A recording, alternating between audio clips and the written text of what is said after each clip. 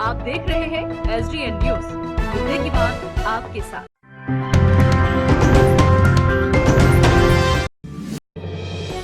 देश का सबसे ज्वलंत किसान आंदोलन बीते 10 दिनों से सुर्खियां बना हुआ है।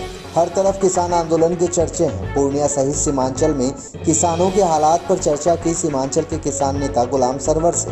गुलाम सरवर ने बताया कि किसानों की हालत देश भर में खराब है। सीमांचल में किसान पलायन करने को मजबूर है। यहाँ के किसान बाढ़ और कटान से भी त्रस्त हैं। फसलें सैलाब में बर्बाद हो जाती है। नदियों के कटाव से खेत ही लीन हो जाता है। जो भी बचा कुचा फसल बचता है, ना तो बेचने के लिए मंडी है और ना ही न्यूनतम समर्थन मूल्य ही मिल पाता है। MSP कुछ फसल पर तय है मगर खरीदा नहीं जा रहा। सरकार का रवैया जो है, अब उसके खिलाफ बिना लड़े कोई रास्ता किसान के पास नहीं बचा है।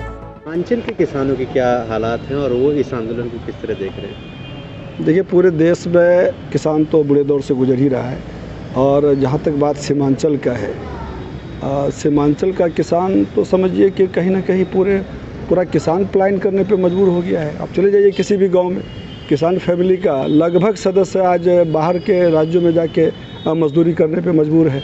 दरअसल यहाँ के किसान 2-3 तरह के मार से झेल रहा है। एक तो सैलाब यहाँ बहुत बड़ा मुद्दा है। 3 हिस्सा इलाका सैलाब से तबाह बर्बाद रहता है, उसका फसल बर्बाद हो जाता है। और साथ ही नदी कटान से भी बहुत बड़ा एरिया इफेक्ट हो रहा है। और जो भी बचा खुचा फसल उपजता है, और ना तो उसको बेचने के लिए कोई मंडी है, ना सरकार द्वारा जो भी तय है, जैसे MSP तय है धान के लिए, तो अब उसकी खरीदारी नहीं होती है। 2 से 3% लोग ही MSP पे बेच पाते होंगे, वो भी बड़ा किसान। छोटे किसान का तो कोई बात ही मत कहिए आप। और अभी पैक्स में धान नहीं ले रहा है, कह रहा है कि नहीं हम तो हड़ताल पे हैं। जैसे मक्का लोग उपजाता है, अब लागत उसका अगर पड़ा 1500 रुपये क्विंटल, तो मार्केट में बेचता है 1000 रुपये क्विंटल में। अब बताइए किसान क्या करे? सरकार तय भी करती है MSP, मक्का का MSP तय हो रहा है पिछले 2 दफ़ा से, लेकिन उसको ख़रीदा नहीं जा रहा है। पूरे बिहार में 2 ही 3 फसल पे MSP का मामला है और वो 3 फसल भी नहीं ख़रीदा जाता है सिवाय धान के, और 2% लोग धान बेचता है MSP पे। तो सवाल है कि सरकार का जो रवैया है किसान के साथ, अब किसान की स्थिति जो है, अब जो दयनीय हालत से गुजर रहा है, ऐसे में सिवाय आंदोलन के, सिवाय सरकार से लड़ने के अब किसान के पास कोई रास्ता नहीं बचा है। हम आपके माध्यम से अपने किसान भाइयों से भी कहना चाहेंगे कि अब आप किसी की उम्मीद पे नहीं रहिए। कल तक सरकार अगर पक्ष के लोग अगर किसान के लिए नहीं सोचता था, तो विपक्ष इस बात को लेके आगे आ रहा था। अब उनकी सरकार बन गई है तो वो भी किसान के साथ वही रवैये करता है। अब किसान भरोसा किस पे करे? इसलिए किसान को अब तमाम पक्ष और विपक्ष को छोड़ के अपनी लड़ाई खुद लड़ना पड़ेगा और उसको आगे आना पड़ेगा। क्योंकि हम भी किसान हैं और किसानी परिवार से हैं, इसलिए हम खुद को भी कह रहे हैं और अपने तमाम किसान भाइयों से निवेदन कर रहे हैं कि आपको अपनी लड़ाई लड़ना पड़ेगा और सरकार से हर हाल में किसान के द्वारा उपजाए गए फसलों का मूल्य, समर्थन मूल्य तय करवा के उसको सही जगह भिजवाने का सिस्टम बनाना पड़ेगा।